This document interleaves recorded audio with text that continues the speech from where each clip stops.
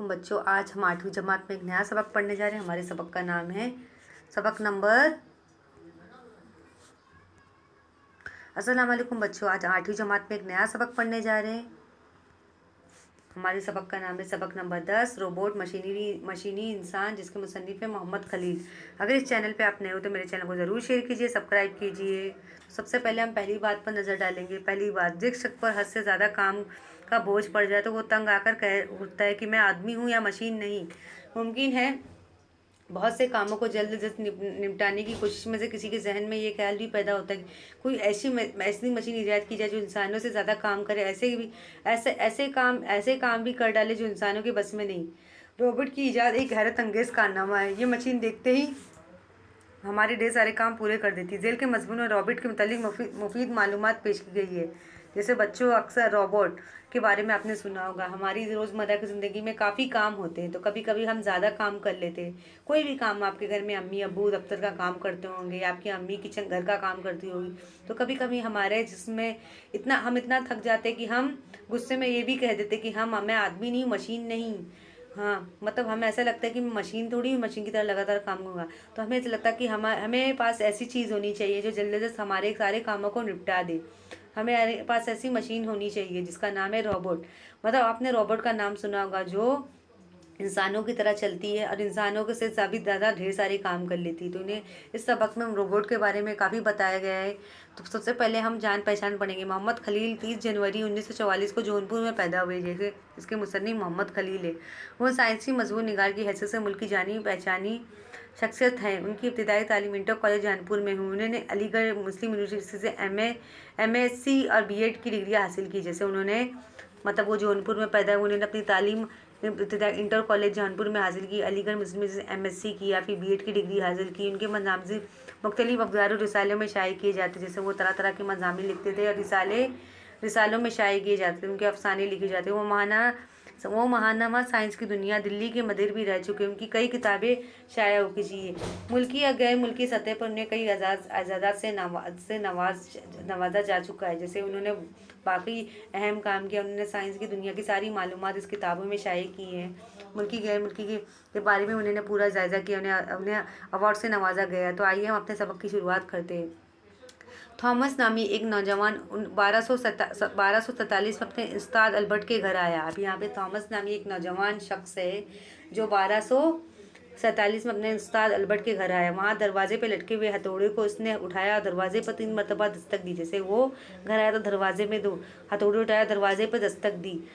दरवाजे के पीछे की तरफ किसी के चलने की आहट सुनाई। दरवाजे पर किसी के चलने, उसे क्या लगा कि मैं दरवाजे की तरफ कोई आ रहा है। उसे कुछ हैरानी सी हुई। नौकरानी मार्था के चलने की आवाज़ ऐसी ना थी कि क्या उसके उस्ताद ने कोई नई नौकरानी रख ली। वो ये सोच रहा था कि दरवाज़ा खुला। कुछ हैरानी हुई थी कि नौकरानी मार्था के चलने की आवाज़ ऐसी थी कि उसने उस्ताद ने कोई नई नौकरानी रख ली। उसने देखा कि दरवाजे पर किसी की चलने की आवाज़ आ रही। उसने सोचा कि उस्ताद ने कहीं नई नौकरानी रख ली है। ये दरवाज़ा खुला कैसे? थॉमस ने अनजानी औरत को सलाम किया, अंदर दाखिल हो गया। फिर थॉमस जो आया था, उसने अपने उस्ताद अल्बर्ट के घर आया था, तो उसने उस खातून को सलाम किया, अंदर दाखिल हो गया। औरत ने अजीब सी आवाज़ में सलाम का जवाब दिया। औरत के चेहरे पर कोई तासुर नहीं था। उसकी आवाज़ बनावटी सी मालूम हो रही थी। मतलब औरत के चेहरे पे ना कोई तासुर, उसकी आवाज़ बनावटी लग रही थी। अंदर आकर औरत एक कुर्सी पे बैठ गई। फिर अचानक बोली, तुम्हारा उस्ताद लाइब्रेरी में तुम्हारा इंतजार कर रहा है। फिर वो औरत अंदर से आई, कुर्सी पर बैठ गई। उसने क्या बोली थॉमस को कि उस्ताद लाइब्रेरी में इंतजार कर रहा है। थॉमस ने देखा कि इसके होंठ तो हिलते नहीं, मगर इसकी आवाज़ निकल रही जो मुंह की जगह इसके सीने में आती लग रही थी। उसने सोचा कि थॉमस ने क्या बोला, इस औरत की अजीब ही औरत है। इसके मुंह के होंठ तो हिलते नहीं, लेकिन इसकी आवाज़ भी सीने से आती हुई लग रही थी। थॉमस ने उसे कोई भूत प्रेत समझा और पास रखी हुई एक छड़ी से उस औरत को पिटाई शुरू कर दी। फिर थॉमस को क्या लगता है ये कोई औरत इंसान नहीं, कोई भूत प्रेत है। तो पास जो छड़ी रखी थी उसकी औरत की पिटाई शुरू कर दी। मारपीट की आवाज़ सुनकर बुजुर्ग उस्ताद भागा, कमरे में आया, लेकिन उस वक्त तक औरत बेजान हो चुकी थी। मारपीट का आवाज़ सुनकर उस्ताद आया कि कमरे में किस शोरगुल की आवाज़ आई। तो उसने क्या देखा कि औरत बेजान हो चुकी थी। इसके जिनके मशीनी टुकड़े उधर उधर बिखरे पड़े थे, मतलब जिसके जो मशीनी टुकड़े कमरे के आसपास पड़े थे। थॉमस का उस्ताद अल्बर्ट चिल्लाया, ओ बेवकूफ़, तुमने मेरी 3 साल की मेहनत बर्बाद कर दी। थॉमस का जो उस्ताद अल्बर्ट ने चिल्लाया थॉमस को चिल्लाया, तुमने मेरी 3 साल की मेहनत को बर्बाद कर दिया। असल में इंसान का बनाया हुआ पहला रोबोट था। असल में ये औरत जो थी इंसान का बनाया पहले रोबोट था। तुमने इसे मार पीट करके बेकार कर दिया। अब ना तो अल्बर्ट की इसकी औरत की कोई निशानी बाकी है, ना ही इसके बनाए हुए जाने के बारे में कोई जानकारी। इस वाक़े का जिक्र बस किताबों में रह गया। फिर यहाँ पे जो उस्ताद अल्बर्ट था, उसने अपने तालिब थॉमस को चिल्लाया, डांटा कि तुमने मेरी 3 साल की रहमत को बर्बाद कर दिया। मैं जिस रोबोट को बनाने की कोशिश कर रहा था 3 साल से, तुमने मेरे सारे तुमने सारा मेरा काम तुमने खराब कर दिया। 1495 में इटली के साइंसदान लियोनार्डो लियो लियोनार्डो लियो लियोनार्डो ऊंची ने भी एक इंसान नुमा रोबोट बनाया जो बैठ सकता था, हाथों पैरों की हरकत दे सकता, गर्दन हिला सकता। जैसे आपने देखा होगा आजकल हमारा जो साइंस और टेक्नोलॉजी काफ़ी तरक्की करने लगा। जैसे अमेरिका में ऐसे बहुत सारे मशीनी रोबोट है जो चल सकते, फिर सकते, काम भी कर सकते हैं। आज लाखों की तादाद में रोबोट दुनिया के मुख्तलिफ मुल्कों मसलन अमेरिका, बरतानिया, जर्मनी, जापान वगैरह में मौजूद है। ज़्यादा दर्जा हरारत पर गाड़ियों पर रोगन करना, कटाई करना, पॉलिश करना, सामान उतारना चढ़ाना, आग बुझाना, इमारतों में ऊंचाई तक पहुंचकर काम अंजाम देना, ऑपरेशन करना, घर की हिफाजत करना, इतला देने के लिए जैसे किसी तरह के काम रोबोट अंजाम दे रहे हैं। लेकिन अब अभी भी जो रोबोट जिस खास काम के लिए बनाए जाते हैं वही काम कर पाते। इस तरह के रोबोट सिर्फ हुक्म पर अमल करते हैं। वो गूंगे बहरे अंधे होते लेकिन तकनीक की मदद से काम करते हैं। किसी चीज़ को उठाने वक्त उनके हाथ से अगर वो चीज़ गिर जाए तो फिर उसे भी उठा नहीं सकते।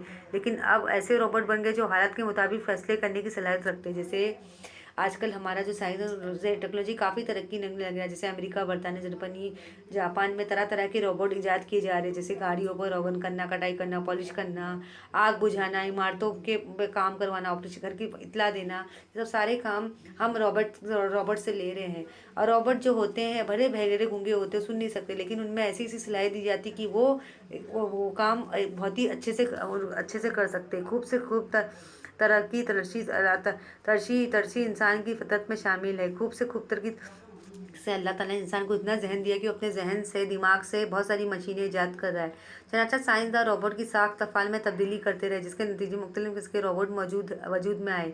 मसलन इंडस्ट्रियल रोबोट, मेडिकल रोबोट, मरीज़ की तीमारदारी करने वाले robot, drone robot, military robot, news robot, microscope robot, military robot मुख्तलिफ किस्म के हथियारों का इस्तेमाल कर सकते हैं। ज़ईफ़, बीमार, अपाहिज अफराद के लिए बनाया गया रोबोट जिसका नाम फ्रेंड रखा गया, ज़रूरतमंद अफराद के रोज़मर्रा कामों में मदद देता है। जैसे हम तरह तरह के रोबोट बना रहे हैं कि ये मरीज़ की तीमारदारी करें और घर की सारे काम करें। और माइक्रोस्कोपी रोबोट हो, इंडस्ट्रियल रोबोट हो, मिलिट्री रोबोट हो, जो सारे हमारे काम जैसे ज़ईफ़ हो, बीमार, अपाहिज, उनके लिए भी रोबोट बनाया जाए ताकि हमारे लिए मज़ीद काम कर सकें। टेक्नोलॉजी के माहिर इंसानों के काम में बड़े पैमाने पर रोबोट स्किल से लेने की कोशिश करें ताकि वो हर काम आसानी तेज़ी से हो सके। जैसे आज हमारी टेक्नोलॉजी काफ़ी तरक्की कर रही कि हम ऐसी मशीन बनाएं जो हमारी रोज़मर्रा की ज़िंदगी में आसानी से काम हो जाए। आजकल तजारती सनती शोबों में ज़्यादातर रोबोट काम कर रहे हैं।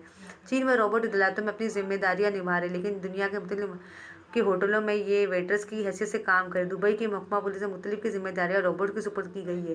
जैसे हमारी साइंस एंड टेक्नोलॉजी काफ़ी तरक्की कर ली, हम तरह तरह के रोबोट मशीनरी बनाने जा रहे हैं जिससे हमारा काम बहुत ही आसान हो जा रहा है कि हम होटलों में रोबोट रख रहे हैं जो वेटर्स का काम करे। जैसे वेटर्स जो हमें सर्विसिंग करते हैं, वो दुबई में हमने रोबोट को रखा जो हमारा काम जैसे वेटर्स कैसे करता है, तो रोबोट हमारा वेटर के जैसा काम करे। सेंट पीटर्सबर्ग के एक साइंसीदार इदारे ने ऐसा रोबोट तैयार किया जो अपने खास तरह की मसनूई मशीन हाथ के जरिए लोहे को भट्टी में डाल देता है, फिर एक खास दर्जा हरारत तक गर्म होने पर उसे बाहर निकालकर खुद तेल में डुबो देता है, ज़रूरत उसे मोड़ भी देता है। मतलब उन्होंने ऐसा रोबोट बनाया था कि वो अब उसके हाथ पाँव भी बनाया ताकि वो तेल भी मशीन में डाल भी देता, निकाल भी लेता है। हंगरी के साइंसदानों ने एक रोसा रोबोट है जो अलग अलग चीज़ों को उठाकर तय की मुख्तलिफ जगहों पर रख सकता है। जैसे हमारी जो चीज़ें बकरी रहती है वो अलग अलग चीज़ें उठाकर बराबर उसे सही जगह पर रख देता है। इस रोबोट में 4000 से ज़्यादा चीज़ों की पहचानने की सलाहियत पाई जाती है।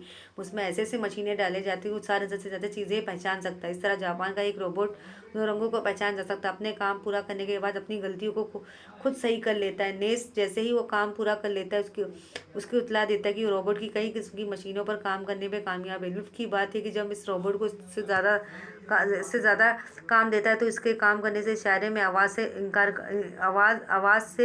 इनकार कर देता है। जैसे हम इंसान हैं और रोबोट में काफ़ी फ़र्क है। हम इंसान हैं, हम काम करते तो हमारे बदन में दर्द होता है, हमें प्यास लगती है, हमें भूख की कमी होती है, जिसकी वजह से हम थोड़े थक कर जाते हैं, थकावट के मारे हम काम नहीं करते। लेकिन जो रोबोट होते हैं उनमें ऐसे से सलाहियत दी गई है कि वो मज़ीद काम अंजाम देते हैं।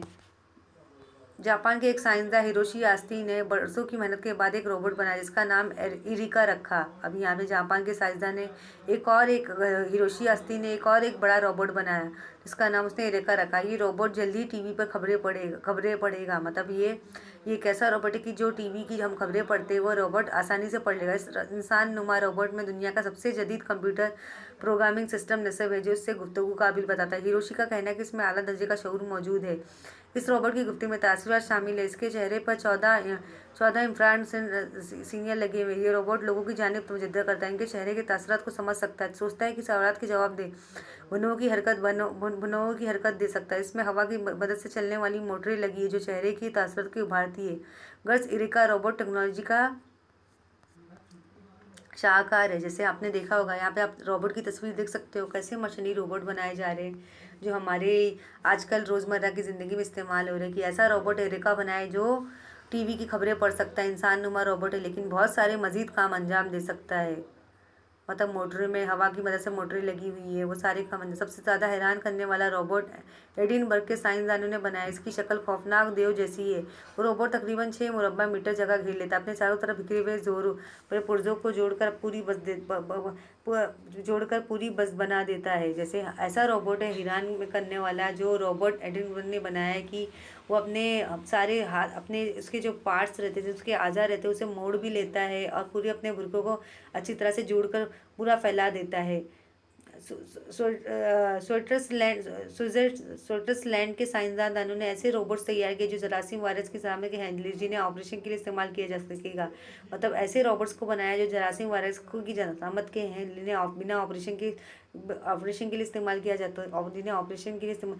इन अन्य रोबोट्स रगों में दाखिल होकर बंद शरियाने खोलने से लेकर जिसम के अंदरूनी हिस्सों की मरम्मत कर सके। ये इंसानी जिसम के अंदरूनी माहौल में बेहतर तौर पर कर सके। ज़रूरत पड़ने पर उन्हें अपनी शक्लें बदल कर सकेंगे। इतने ही माइक्रो रोबोट का नाम दिया गया। जैसे ऐसे रोबोट है जो जैसे अस्पताल में मरीज़ आते हैं, उनका ऑपरेशन करना होता है तो उनके लिए हमें माइक्रो रोबोट बनाया गया है। आसानी के पेश नज़र